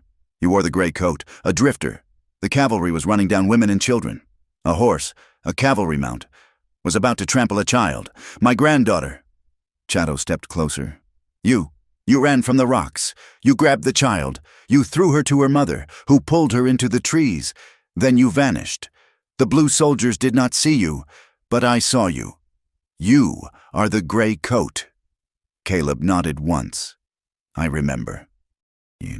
It had been a moment of pure instinct, a reaction against the slaughter, a single, pointless act of decency in a world of madness. "You saved the blood of my blood." Chatto said, "We do not forget. The judge was a snake. His cousins are snakes. His wife," he looked at Eleanor, "is the snake's mate. But you are the gray coat. You ask for the truth. I will give it to you." He turned and spoke to a younger man, who disappeared into the lodge. He returned with a worn leather satchel. Chatto took from it a piece of paper, folded many times, yellowed and stained. "The judge's paper," he said, handing it to Caleb. "His bargain." Caleb unfolded it. It was a letter, written in the judge's own elegant hand, addressed to a business partner in Santa Fe. In it, he boasted of the entire transaction. He detailed how he had traded 10 crates of cheap whiskey and worthless paper for the rights to the North Range. He had gotten the Apache leaders drunk and had them sign a document in English they could not read. It was a full confession. "This," Caleb said, his voice tight. "This is the truth. Thank you." "It is not a gift," Chatto said. "It is a debt. Now go. The snake's family is powerful. They have men watching the canyons. You are not safe." They were given back their rifles and horses. The Apache warriors escorted them to the edge of the canyon and then vanished, melting back into the rocks. They rode hard, not stopping. The letter was a fire in Caleb's shirt, a piece of paper that could save their lives. They had to get it to the ranch, then to the capital. They pushed the horses, taking a shortcut through a narrow, winding pass that would cut a day off their journey. They were halfway through the pass, the walls rising 500 feet on either side. When the shot rang out, the bullet's echo slammed against the canyon walls, sounding like a dozen rifles. Caleb heard the wet, sickening thump of the lead hitting flesh. He saw Eleanor's body jolt, a spray of dust fly from her shoulder. Her face went slack with shock, her mouth opening in a silent cry. "Caleb!" she gasped, and slumped forward in the saddle. He reacted with the speed of a soldier. He spurred his horse alongside hers, grabbing her reins. "Get down!" he roared. He half shoved, half lowered her from the saddle. She fell in a heap behind a large boulder. A second shot chipped the rock where her head had been, whining as it ricocheted down the canyon. "Stay down!" Caleb yelled. He dove from his own horse, rolling behind a jumble of scree, his Winchester in his hand. He scanned the ridge above, his eyes searching for the muzzle flash. He saw him, a single rifleman, high above, partially hidden by a pinyon pine. A hired gunman, one of the Vale cousins' men, just as Chatto had warned. The gunman, seeing Caleb move, stood up slightly to get a clearer shot. It was the last mistake he ever made. Caleb's rifle was already at his shoulder. He did not aim. He knew where the man was. He breathed out, squeezed the trigger, and racked another round in one fluid. Practiced motion. The report of his rifle was sharp and final. High on the ridge, the man stood straight up, as if surprised. He dropped his rifle, clutched his chest, and pitched forward, tumbling down the rocky cliff face, landing in a broken heap on the canyon floor 50 yards away. The silence that fell was absolute, broken only by the panicked breathing of the horses. Caleb ran to Eleanor. She was conscious, pale as death, her left hand clutching her right shoulder. Blood, dark and thick, streamed between her fingers, soaking the front of her shirt. "It burns," she whispered, her eyes wide with shock and pain. "Caleb, it burns." He tore open her shirt. The wound was high, in the thick muscle of her shoulder. The bullet had gone clean through. It was bad, but it had missed the bone, missed the lung. "You're all right," he said, his voice rough. "You're all right. It's clean." He ripped a long strip from his own shirt, wadding it up. "Press this, hard as you can." She cried out as he pressed the makeshift bandage to the wound. But she did it. "We have to get out of here," he said, his eyes scanning the ridges. There could be more. He got her to her feet. She nearly fainted, her weight sagging against him. He lifted her onto his own horse, a dead weight, and mounted behind her, holding her upright, one arm clamped around her waist, his hand pressing the bandage to her back. He grabbed the reins of her horse and kicked his own into a desperate, painful trot, leaving the dead gunman where he lay. He rode for hours, pushing the horses until they frothed. Eleanor faded in and out of consciousness, muttering against his chest. The sun began to set, and the desert cold descended. He had to find shelter. He had to tend the wound. At dusk, he saw it, tucked into a fold in the hills. A small, dark shape, an old line shack, abandoned by ranchers years ago. It was barely 4 walls and a rotting roof, but it was shelter. He got her inside, laying her gently on the dirt floor. He used his bedroll to pillow her head. She was shivering, her teeth chattering. The fever was already setting in. "Cold," she whispered. "So cold." He worked with frantic energy. He gathered dry brush and splintered wood from the rotted door frame. He built a small, hot fire in the dilapidated stone fireplace. He fetched water from his canteen. He lit a lantern. He had to clean the wound. He had to stop the bleeding for good. He took his hunting knife and held it in the flames of the fire until the blade glowed a dull red. "Eleanor," he said, his voice gentle. She opened her eyes, hazy with fever. "This is going to hurt. I have to seal it." He handed her a piece of leather from his saddlebag. "Bite this! Bite it hard!" Her eyes filled with terror, but she nodded. She put the leather between her teeth. He took a deep breath. "I'm sorry," he whispered. He pressed the glowing metal to the entry wound. Then the exit. A terrible, muffled scream was torn from her throat. Her body arched off the floor, and then she went limp, fainting from the pain. He bound the wounds tightly with clean strips of cloth from his saddlebag. He covered her with his blanket, then lay down beside her on the cold dirt floor, pulling her close, trying to give her his own body heat. The night was endless. The fever took her. She thrashed and shivered, her skin burning hot. She spoke, her voice thin, calling for her mother, for Jesse, for him. She was in Shiloh with him, in the canyon, in the judge's house. Caleb held her, wiping her face with a damp cloth, his heart breaking.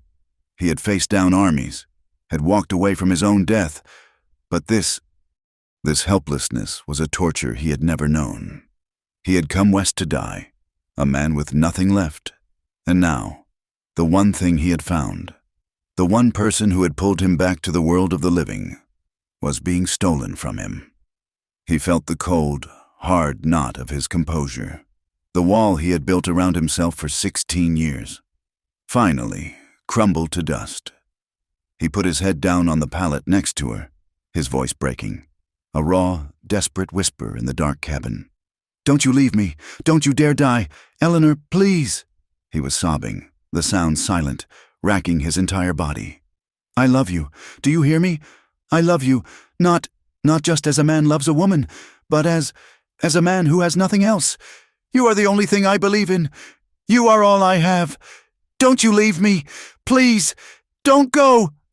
He stayed like that, holding her hand, his head bowed, until the fire burned down to embers and the first gray light of dawn crept through the broken roof. He must have slept. He woke with a start, his neck stiff, the cabin cold. He looked at Eleanor. She was still, too still. "Eleanor," he whispered, his heart stopping. Her eyes flickered open. The fever was gone. They were clear, lucid, though shadowed with exhaustion. She looked at him. "Caleb," she whispered, her voice a dry rasp. He fumbled for the canteen, lifting her head gently so she could drink. "I heard you," she said after a moment. "In the night, I heard you." He could not speak. He just smoothed the damp hair from her forehead, his hand trembling. "I was always so afraid," she confessed, her voice paper thin. "My whole life, of being alone, the ranch, the money. I thought if I had those things, I would not be forgotten. Her eyes filled with tears. The marriage. It was never just about the land. It was, I did not want to die unloved. He leaned down, his own tears blurring his vision. You are not alone. Eleanor, he said, his voice thick. I am here. He kissed her forehead, a kiss of pure, reverent tenderness. He kissed her eyelids, and then, slowly, he kissed her lips. It was a kiss with no hunger, no desperation. It was a slow, deep vow of intimacy and protection.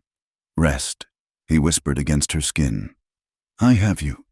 She gave a small, shuddering sigh, a sound of release, of safety. She rested her head on his arm, her good hand gripping his shirt, and for the first time in her life, she slept, truly slept, knowing she was not alone. He sat there, stroking her hair until the sun was high in the sky. The journey back was a slow, agonizing crawl. Caleb rode with Eleanor cradled in front of him, her body limp, her fever-bright eyes barely registering the terrain. When they finally crested the ridge and saw the ranch compound below, a cheer went up from the vaqueros on the wall. Tomas rode out to meet them, his face a mask of terror that turned to grim resolve when he saw the blood-soaked bandage.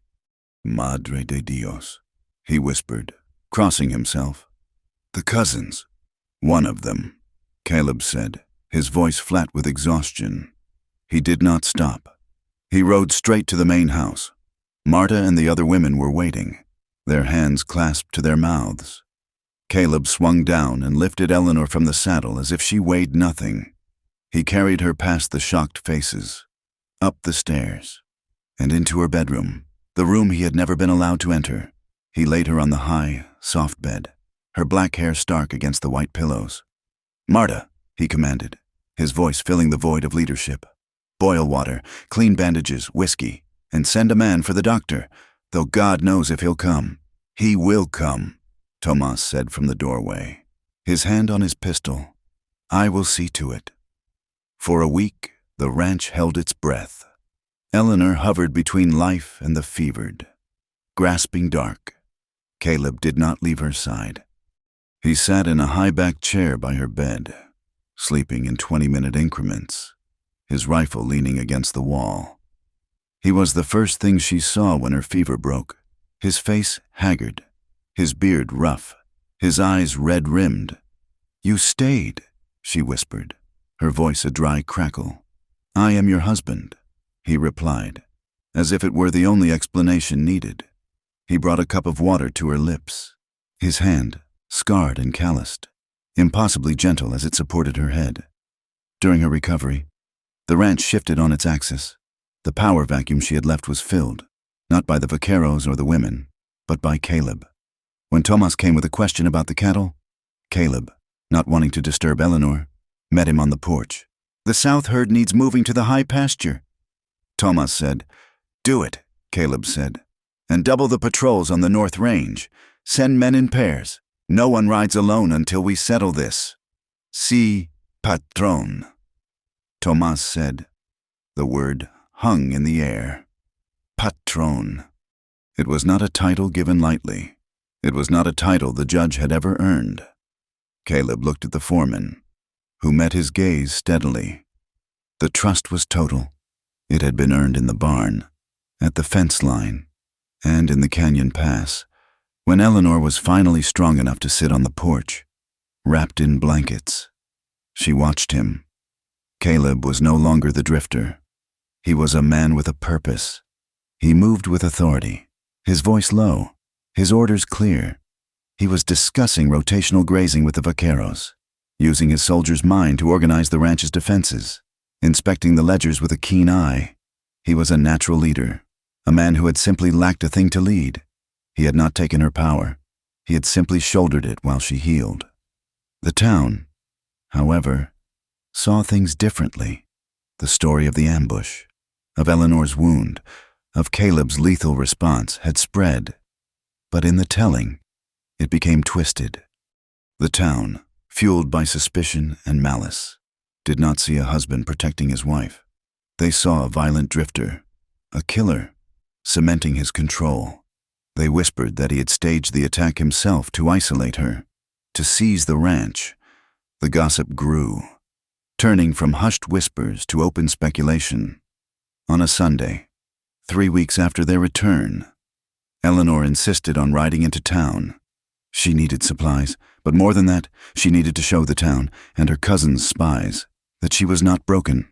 She was pale, her arm still in a sling, but she sat her horse as straight as ever. Caleb rode beside her, his face a hard, watchful mask. As they rode down the main street, a silence fell. Storekeepers stopped sweeping. Men paused their conversations. The town was holding a collective, hostile breath.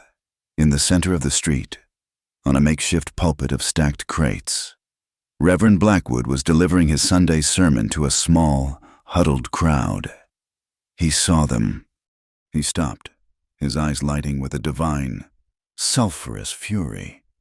He raised a bony arm, his finger pointing directly at Eleanor. "Behold," he boomed, his voice echoing off the false fronts, "the testimony of your sin, made flesh, wounded by the violence she has invited, the Jezebel of the plains." Caleb's horse shifted, his hand moving to his reins. "Eleanor, we're leaving." "No," she said, her voice quiet but firm. "I will not be run out." Blackwood, emboldened by her defiance, stepped down from his crates and advanced into the street. He was a prophet of his own righteous anger. "You have forsaken the decent folk of this town," he shouted, stopping directly in front of her horse, forcing it to backstep. "You have forsaken your God. You have allied yourself with a killer, a gray-coat devil, and consorted with the heathen Apache. You are a stain on this community." "Reverend," Caleb said, his voice a low warning, "step away from the horse." "I will not." Blackwood's face was purple, spittle flying from his lips. He was in a holy fervor. He reached up, his hand grabbing for Eleanor's reins. "Woman, repent, repent, before he drags your immortal soul to hell with his own." He was so consumed by his righteousness that he did not see Caleb dismount. It was not a hop or a step. It was a single, fluid motion. Caleb was on the ground, took one stride, and his fist connected with the preacher's jaw. It was not a brawl, it was a judgment. The sound was a sharp, solid crack. Reverend Blackwood's eyes rolled back in his head. He crumpled into the thick dust of the street, his sermon cut short. The town was in absolute, stunned silence. No one moved, no one even breathed. Caleb stood over the fallen preacher. He did not look at the crowd. He looked at the man on the ground. "Keep my wife's name out of your mouth," he said, his voice carrying in the quiet. He turned, wiped the dust from his knuckles, and offered his hand to Eleanor. "Let's get the supplies," he said. She took his hand and let him help her down. They walked into the general store, the crowd parting before them as if they were lepers or royalty. The scandal was complete. They were no longer just outcasts. They were enemies of the town. When they returned to the ranch, laden with grain and salt, they found 2 fine buggies parked in the yard. Sheriff Brody was on the porch, twisting his hat in his hands. Thomas and a dozen vaqueros were standing in a silent, armed semicircle. Facing the porch, 2 men in expensive, dark Eastern suits stood by the door. They were in their 40s, with soft hands and arrogant, dismissive eyes. "Eleanor," the taller one said, with a thin smile, "you look unwell. The territories do not agree with you." "Arthur, Stephen," Eleanor said, her voice flat. She dismounted, Caleb beside her. "What are you doing on my land?" "That," said the other cousin, Stephen, "is precisely the point. It is not your land." A third man, a lawyer with a shiny briefcase, stepped forward. "Mrs. Vale, Mr. Hart, I am Mr. Fry, counsel for the Vale estate. We are here to serve this." He produced a document with an important-looking seal. "This is a new court order, issued by the circuit judge, based on the findings of land agent Fenton. The court has issued a writ of eviction. The North Range, and all its water rights, has been ruled public domain. You are, As of this moment, trespassing. You have 48 hours to vacate the premises." Eleanor laughed. A sharp, bitter sound. "You cannot be serious. A writ? Based on an allegation?" "It is quite serious," Arthur said, his smile widening. "The judge's fraud was extensive. The court was appalled. It has invalidated your entire claim." "You have no claim," Caleb said, his voice cutting through the legal talk. The cousins and their lawyer finally turned to him, as if noticing a piece of furniture that had spoken. "You must be the husband," Fry said, adjusting his spectacles. "This does not concern you." "It concerns him," Eleanor said, stepping forward. "And it concerns this." She nodded to Caleb. He reached into his shirt pocket and removed the folded, yellowed letter Chatto had given him. He handed it not to the lawyer, but to Sheriff Brody. Brody fumbled with it, unfolded it, and began to read. His face went from pale to ashen. "My God," he whispered. "What is that?" Fry demanded. Snatching the letter, he read it, his smug expression collapsing. The cousins read it over his shoulder, their faces darkening. "This is a confession," Caleb said, "from Judge Vale. It proves he stole the land, but it does not prove it is public domain. It proves he stole it from the Mescalero Apache, who hold prior title. Your claim, Mr. Fry, is as fraudulent as the judge's. You have no standing." Fry sputtered. This is inadmissible. It's a forgery." "It is the truth," Eleanor said. "And we have a witness to the ambush you ordered, the one that nearly killed me. The man Caleb killed on the pass. He worked for you, Arthur." The cousins looked genuinely shocked. "Ambush? We ordered no ambush. We are businessmen, not murderers." "You're hired men, then," Caleb said, his eyes hard. "It makes no difference. You came here with a faulty writ." "The writ stands," Fry insisted. Recovering, "This letter changes nothing today. It is a matter for the High Court. The circuit judge's order is law. Sheriff, evict these people." All eyes turned to Brody. He was sweating, trapped between the armed vaqueros and the men with the law. Caleb stepped in front of Eleanor. "This writ," he said to the lawyer, "has to be served by a federal marshal, not a county sheriff. You are on our land, attempting to enforce an invalid order. I am telling you to leave." "This is an outrage," Arthur shouted. "We will be back, with the marshal and the High Court in Dodge." "Then go," Caleb said. The cousins, their lawyer, and the visibly relieved Sheriff Brody scrambled into their buggies. As they rattled out of the gate, Eleanor sagged against Caleb. "They won't stop," she whispered. "They'll go to Dodge City. They'll see the territorial judge." "I know," Caleb said, his arms around her. "And we'll be there first." The ride to Dodge City was long and grueling. They left Tomas in charge, took their 2 best horses, the letter, and a heavy bag of ranch gold. Dodge was a different world. It was not a small, dusty outpost. It was the roaring, chaotic heart of the cattle trade. The streets were choked with cowboys, gamblers, and businessmen, the air thick with smoke, whiskey, and the bawl of 1,000 longhorns in the stockyards. The territorial courthouse was the largest brick building in town. They were told Judge Harlan was hearing cases. They waited 2 days, staying in a small, clean hotel, until they were granted a hearing. They walked into a high-ceilinged chamber. The Vale cousins and Mr. Fry were already there, looking confident. Judge Harlan was an old man with a face like carved granite and eyes that had seen everything. Fry presented his case, the fraudulent title, the land reverting to public domain, the cousins' rightful claim. He painted Eleanor as incompetent and Caleb as a violent interloper. Then Eleanor rose. She did not speak with passion or anger. She spoke with cold, clear facts. She laid out her late husband's cruelty, her own stewardship of the ranch, and the cousins' predatory actions. And then she presented the Apache letter. "Your Honor," she said, her voice ringing with clarity, "my cousins are correct about one thing. My late husband was a thief, but he did not steal from the public.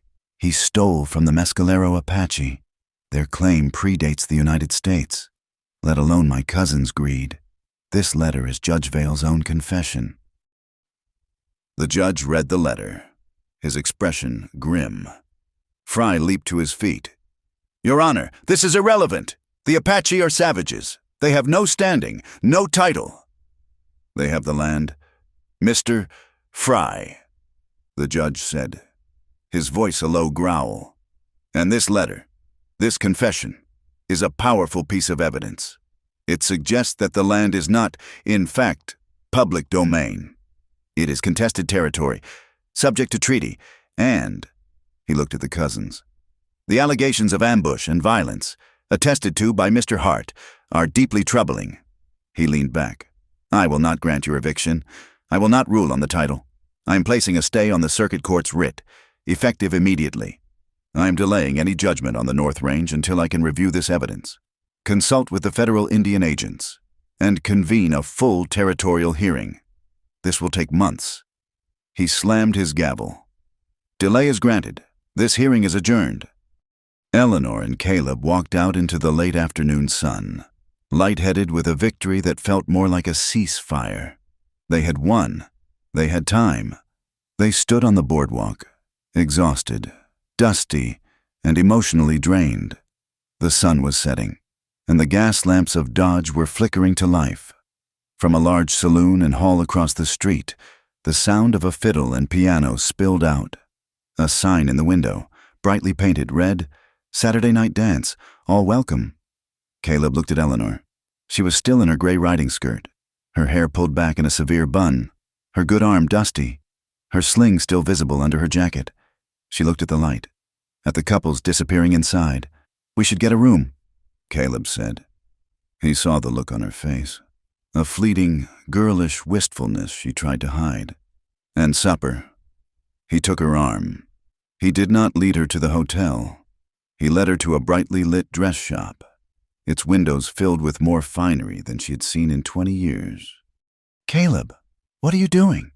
"We're celebrating," he said. He pushed her gently inside, where a surprised shopkeeper looked up. "Get something," he said, pressing a roll of bills from the ranch gold into her hand. "Something not black, something bright." He waited in the hotel lobby, having washed and borrowed a clean shirt and string tie from the night clerk. He felt clumsy, his scars and his gun obvious in the polite lobby. Then she appeared at the top of the stairs. He stopped breathing. The dress was red, a deep, rich velvet red, the color of wine, the color of blood. It was cut modestly, but it clung to her. Her hair was not in its severe bun. She had taken it down and pinned it up loosely, soft tendrils framing her face. The sling was gone. She was not the Iron Widow. She was not the Patrona. She was a beautiful, nervous woman. She walked down the stairs, her hand on the railing. "Caleb," she whispered, her voice full of doubt. I feel foolish." He could not find words. He shook his head, a gesture of profound, stunned awe. He walked to the bottom of the stairs and simply offered her his arm. When they entered the dance hall, the music, a lively reel, sputtered and died. The entire room, cattle barons, dusty cowboys, painted ladies, townsfolk, turned to stare. They saw the beautiful, pale woman in the impossible red dress, and the scarred, dangerous-looking gunman at her side. Caleb did not care. He ignored them all. He led her to the center of the empty floor. The pianist, recovering, began to play a slow waltz. He put one hand on her waist. He took her gloved hand in his. They began to move, stiffly at first, then finding a rhythm. He was not a good dancer. She had not danced in 20 years. It did not matter. She looked up at him, her eyes shining with an emotion he had never seen. She relaxed in his arms, resting her head against his shoulder. "I used to dream of this," she whispered, her voice thick, meant only for him. "When I was a girl, in Georgia, before I even knew the judge existed, I dreamed I would go to a real dance, and I would wear a red dress." She pulled back just enough to look at him. "And I dreamed that, just for one night, someone would look at me, that they would see me. Not my father's land, not the judge's money, not the ranch, just Eleanor. He stopped dancing. He pulled her closer, framing her face with his rough hands. The entire room was watching. He did not care. "I see you, Eleanor," he said, his voice raw. "God help me, you are all I see." He leaned down and kissed her. He kissed her in the middle of the dance floor, in front of the crowd, under the bright gas lamps. It was a kiss of absolute, public claiming. It was a kiss that said she was his, and he was hers, and the world could go to hell. No more hiding. When he finally broke the kiss, the hall was silent. Then, from the back, an old cattleman whistled and clapped. The music swelled, and the floor filled with other couples, leaving them in their own world. They walked back to the hotel, their hands clasped. The air between them was electric, thick with love, with the victory, with the shared fear and the promise of the night. He unlocked the door to their room. It was simple, lit by a single oil lamp. He locked the door behind them and turned to her. He did not grab her. He did not pull her. He simply reached up, his fingers trembling, and began to unpin her hair, letting the dark mass fall over her shoulders, over the red velvet. "You are beautiful, Eleanor," he whispered. He traced the line of her jaw, his touch reverent. He unbuttoned the back of the dress, his movement slow, deliberate. This was not the desperate, angry fire of the study. It was not the raw, elemental need of the cave. This was a choice. This was slow, mutual, and consumed by a love that had finally, fully taken root. The red dress slid from her shoulders, pooling at her feet like a splash of wine. He knelt before her, his eyes on her face. He kissed the scar on her shoulder, the one the gunman's bullet had left. "I am so sorry I hurt you," he whispered against her skin. She threaded her fingers into his hair. "You did not hurt me," she replied. "You saved me." He lifted her into his arms and carried her to the bed. He made her feel seen. He made her feel adored. He made her feel as if she were the only woman in the world, a thing to be worshipped. Every touch was a prayer, a mapping of her skin, a promise to protect, and she, in turn, held his face in her hands. She kissed the scar on his cheek. She kissed the old, faded scars on his chest. She kissed the rough, calloused knuckles of his hands. She made him feel worthy. She made him feel clean. She washed away the blood, the war, and the ghost of his brother. Their passion, this time, was not a firestorm. It was a deep, slow, powerful river, washing away the past, and leaving in its place only the two of them, a man and a woman. Finally, truly, home. The months it took for Judge Harlan's review to conclude were a strange, suspended time. The stay on the eviction meant the Vale cousins were powerless. But the threat remained. The disputed land, the North Range, existed in a legal limbo, belonging to everyone and no one. But on the ranch, life settled. It was the first true peace Caleb had known since before the war. He was no longer the drifter in the barn. He was the patron, the master of the house. He and Eleanor were inseparable. They ate their meals together, side by side at the long table.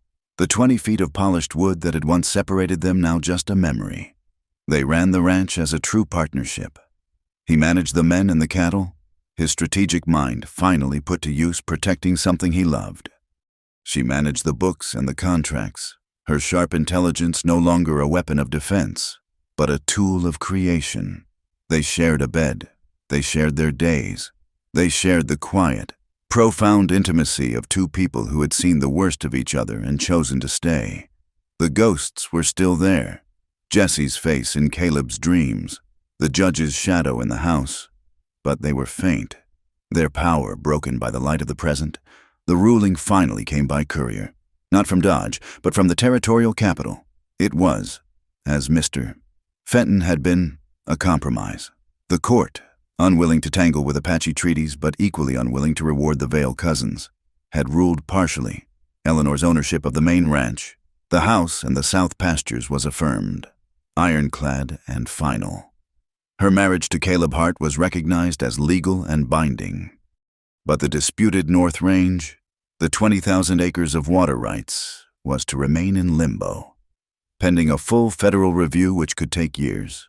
It was a victory, but a fractured one. "We keep the house," Eleanor said, the paper trembling in her hand. They were in the study. "We keep the ranch," Caleb corrected, his hand resting on her good shoulder. The wound had healed, leaving a puckered, silver scar that he kissed every night. "The North Range is just land. We can survive without it." "They will not see it that way," she said, her voice quiet. "They have been denied. A desperate man is a snake in the grass." She was right. The cousins, Arthur and Stephen, had been publicly humiliated. They had lost their legal battle. Their attempt at extortion had been exposed by the judge's own letter, and their claim was now worthless. They had returned to St. Louis, but the air felt heavy, charged with an unfinished, ugly energy. The desperation Eleanor had predicted arrived 3 weeks later. It came on a moonless, windless night in late summer. Caleb woke with a soldier's instinct. The air was wrong. It was not a sound that woke him, but a smell. The faint, acrid tang of kerosene and, beneath it, the sharp, dry scent of burning grass. He was out of bed in an instant, pulling on his trousers and boots. "What is it?" Eleanor whispered, sitting up, clutching the sheet. "Stay here," he said, grabbing his rifle. "Lock the door." He ran onto the porch. The night was still, but the northern horizon was not black. It was a sick, flickering orange. A column of dark smoke, visible even in the night, was rising from the North Range. "Thomas!" Caleb roared, his voice a cannon shot in the dark.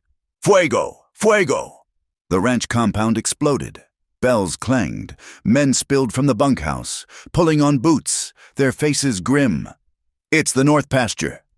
Thomas yelled, already saddling horses. "By the hay stores." "It's moving fast. The cousins," Caleb said, his voice flat. "They hired mercenaries. This isn't a warning. They mean to burn us to the bedrock." The fire, fed by the dry late summer grass and the kerosene, was not a simple line of flame. It was a wall, 20 feet high, roaring toward the main compound. The sound of it was a deafening, hollow rumble, like a freight train that would never pass. "Wagons," Caleb commanded, his mind military and clear. "Fill every barrel with water. Get the women, soak blankets. Tomas, you take 10 men and ride west. We need to start a backfire at the creek bed, or it will jump and take the south herd. I will take the rest. We try to hold it at the ridge." Men scattered, following orders without question. This was not a fire.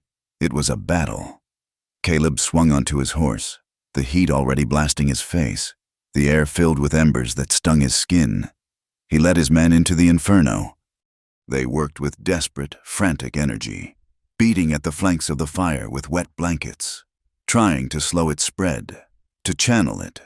But the wind, which had been still, now rose, awakened by the massive heat. It began to push the flames south, faster and faster. "It's too much," a vaquero shouted, his face black with soot, his eyebrows singed.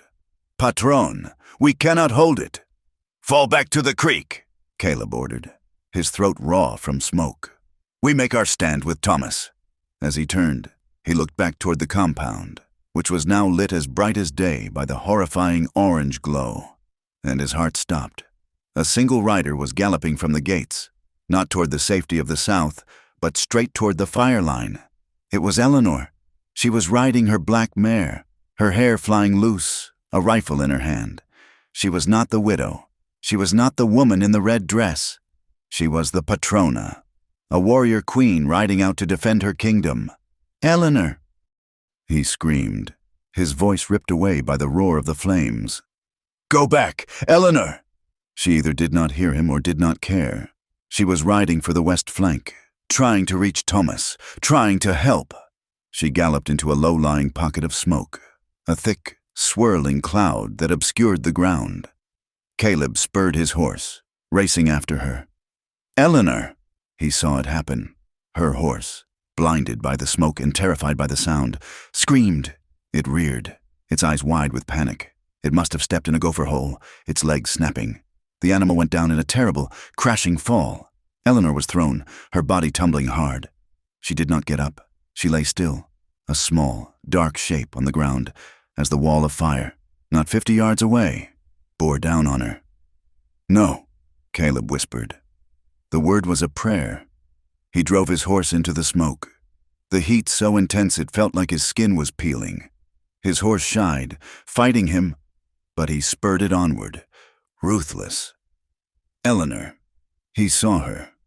She was unconscious, a bloody gash on her temple where she had struck a rock. The air was unbreathable, a solid, toxic heat.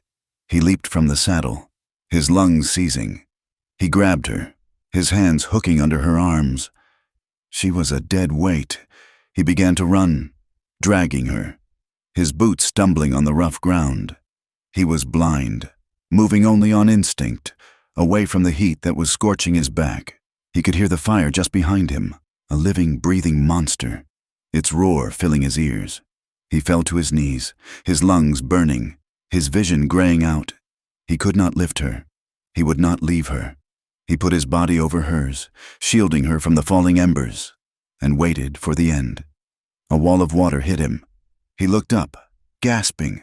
Tomas and 4 vaqueros were there, their faces demonic in the firelight. They had brought the water wagon. They were soaking the ground, soaking him, creating a desperate, steaming barrier. "Patron! Grab her!" Tomas screamed. Hands seized him, seized Eleanor. They were thrown onto the back of the wagon, which was already turning. The men beat at the embers that had landed on their clothes as the horses plunged through the smoke, back toward the ranch. Caleb collapsed onto the wagon bed, pulling Eleanor into his arms. His body still covering hers. He was burned, exhausted, but he was alive, and she was breathing. When the dawn came, it revealed a wasteland. The entire North Range was a sea of black, smoking ash. The fire had been stopped, barely, at the creek bed, just yards from the main compound and the south pastures. The ranch was saved, but the disputed land was gone, sterilized by the inferno. They sat on the porch, Caleb and Eleanor, wrapped in blankets. His hands were blistered, his face streaked with soot.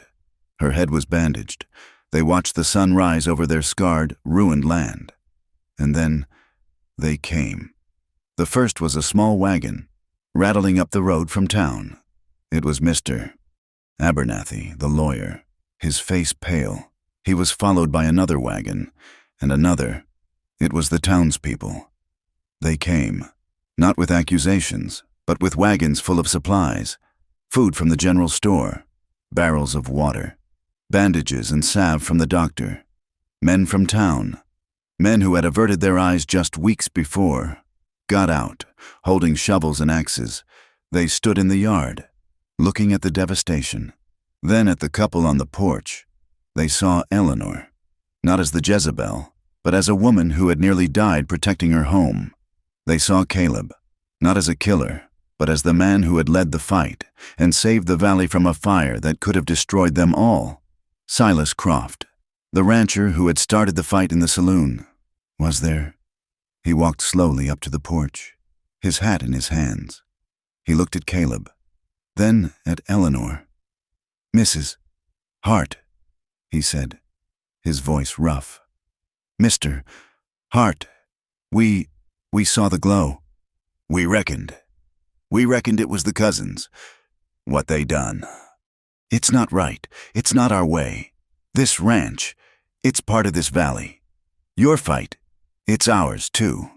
We brought supplies, and my men are ready to help rebuild the fences." Eleanor looked at him, speechless. A woman stepped forward, one of the town widows Eleanor had often seen in church, a woman named Mrs. Gable.